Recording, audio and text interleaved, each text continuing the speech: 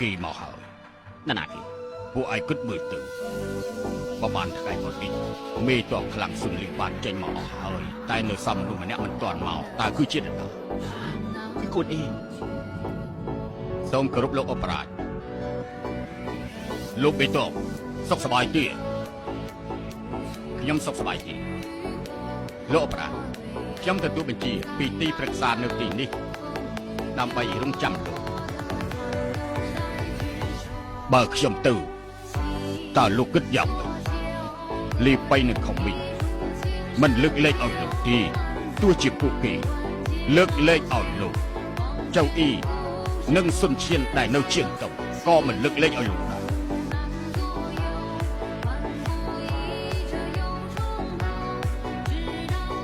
លោកកុំគិតច្រើនទៅចុះខ្ញុំមិនអាចទៅទេដាច់គេទៅបាទ